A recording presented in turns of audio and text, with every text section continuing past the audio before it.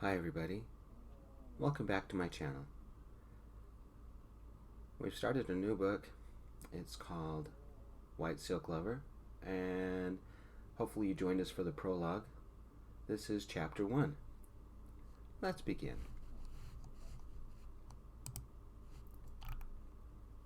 Five weeks earlier, Tuesday, March 30th, 11 p.m. Tomas Blake. Being famous is not all it's cracked up to be, and I am so lonely. I sat in my dressing room, staring at the fake me in the lighted mirror. White blonde spiked wig, startling blue contacts, and a neck tattoo of the numbers 2, 3, 4. One of 17 tattoos on my body. Don't forget the chipped tooth I supposedly got in a bar fight, and all the piercings.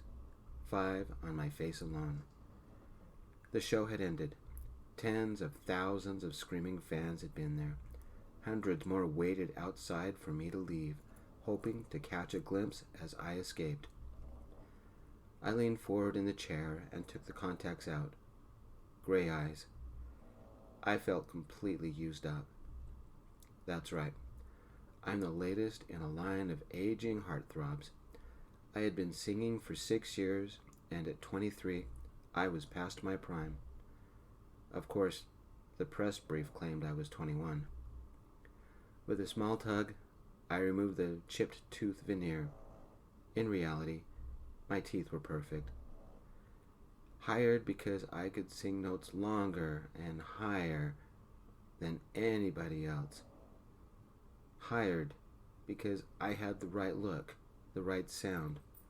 The record moguls didn't care about anything else. The wig came next, and the wig cap. The real me has dark brown hair, no highlights. Yep, I had another year left on my contract, but no future after that. Once the teenage idol became a man, he loses his marketability. Right now, I didn't care about that either. The piercings were held together by magnets. One swipe and they all came off. Here's the problem. Everything about my life is completely made up. My life had to fit into a certain mold, and everything else was thrown away. I wrote my own songs. Sorry, sing these ones instead. They are designed to attract teenage girls. I stripped off the uncomfortably tight pants and mesh tank, and my pierced nipples. I dropped them all on the floor. You have to be heterosexual because your target audience is female, my agent, Jerry, constantly reminded me. Except, I'm not straight. I'm gay. But the people in charge of my album say that being gay would not attract the revenue they wanted. Like I had any say anymore. The body is real. They gave me a personal trainer, and he made sure I looked the part. The bad boy rebel look, and I looked the part, or can be made to look the part. You have to have the bad boy image, so you need tattoos. Guess what? I have 2 hours of makeup before every event, where they apply my tattoos, the piercings, where they make me into Stirling Lock. And my name is fake as well. I'm not Stirling Lock. My real name is Tomas Blake. Not Thomas, but Tomas. Accent on the rear syllable. My moms wanted me to be different when they adopted me as a baby. I'm a small town boy from a small town in Nevada. Dead Man's Butte, an hour or so north of Vegas. Nobody's heard of it. Pouring a little baby oil into my hand, I massaged it into the fake tattoos, softening them up for the scrub in the shower.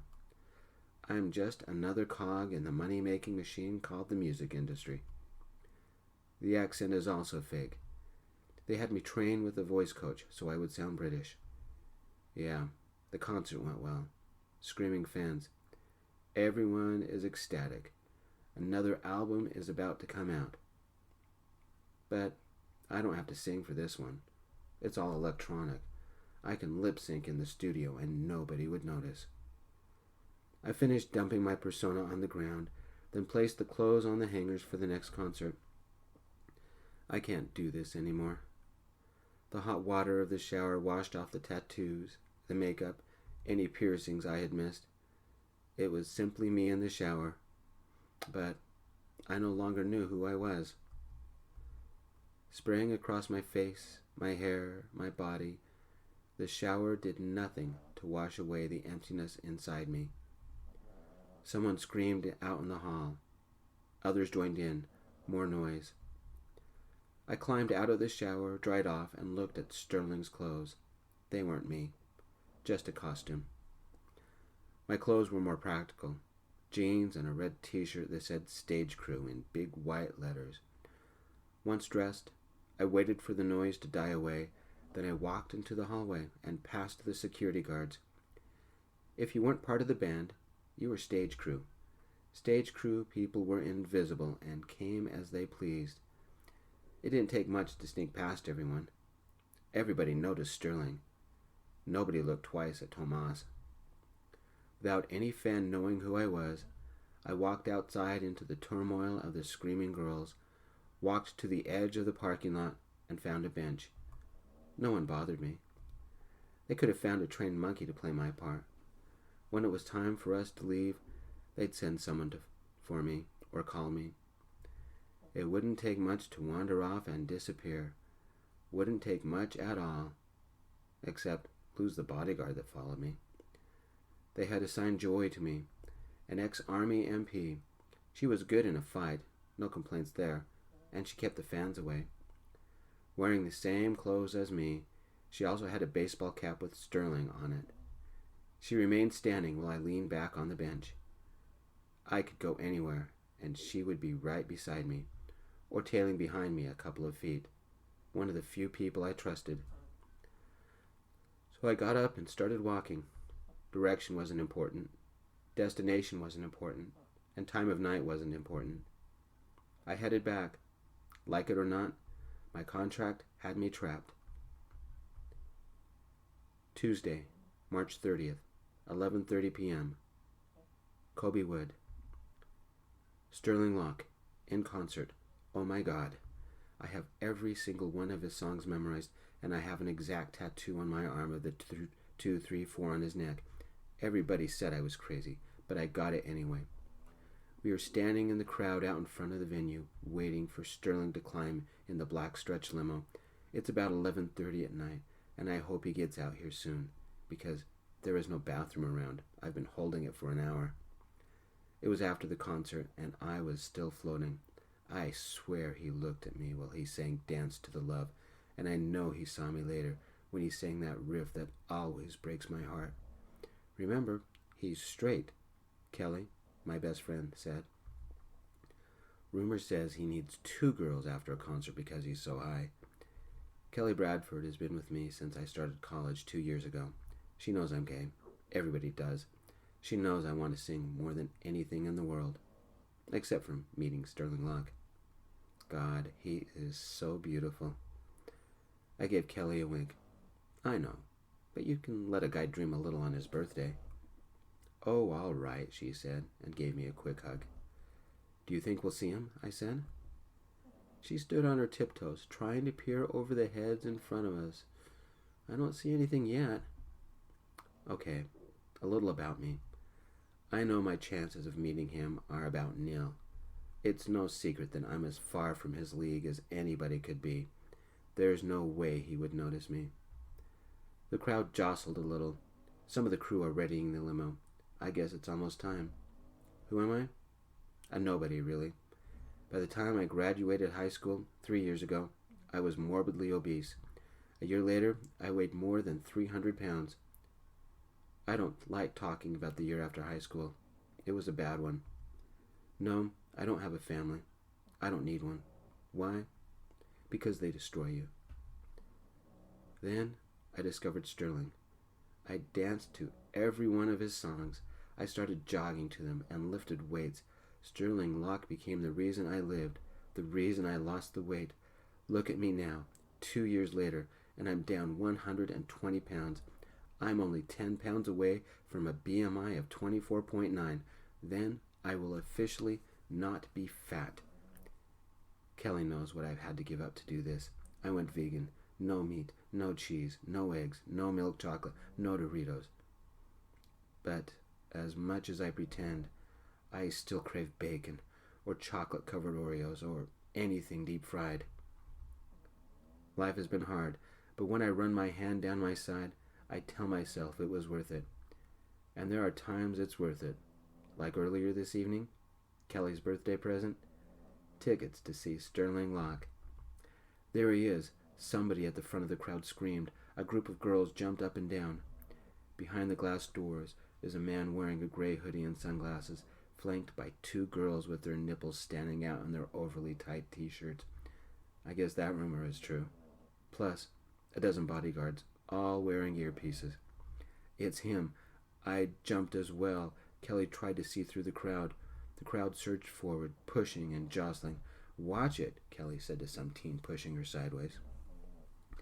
Stirling came out and gave a small wave. Then he stuck his tongue out and kissed one of the girls. It's him. It's really him. I saw the neck tattoo and the white hair peeking out. It's really him. For a second, I swear he looked at me before the bodyguards hustled him and the girls into the limo. The crowd surged to the left. The limo sped off, but the crowd surged again. I lost track of Kelly. I tripped on somebody's feet and go down. All I see is legs, running, somebody stepping on my hand, then stumbling on my neck, on my head, hitting my nose. The limo was going out into the street, somebody yelled. Someone screamed, "He's waving at us." "Kobe, where are you?" Kelly screamed. Blood leaked from my nose, into my mouth. Leaked is the wrong word. Gushed, spurted, an exploding oil well. I tried to turn over, get on my hands and knees. Somebody pushed me over, curling up into a ball. I pray I endure. "Hey, back away, everybody. Let him up." I swear the voice sounded like Stirling's. The sound of a police whistle. "Back up." A woman's voice this time. Somebody grabbed my right hand and pulled me up. "Hey, are you okay?" With his help, I'm back on my feet. Blood covered the lower half of my face and my Stirling Lock t-shirt, and it dribbled onto my khaki shorts. Of course, the shirt was once white. "Come on, people, back up," the man said again. Tuesday, March 30th, 11:30 p.m. Tomas. "You need to be more careful," Joey said, almost sounding like somebody's mom. "You're too far from the guards out here. We can't protect you when you walk off like this." I looked at her as we walked back to the arena. Just who do they want you to protect? Stirling or Tomas? "I'll protect whoever signs my paycheck," she said. "So what's your point?" "I can't explain it," I said, sighing. "All these people are assigned to help me, but there isn't one among them who I can talk to. I'm rich.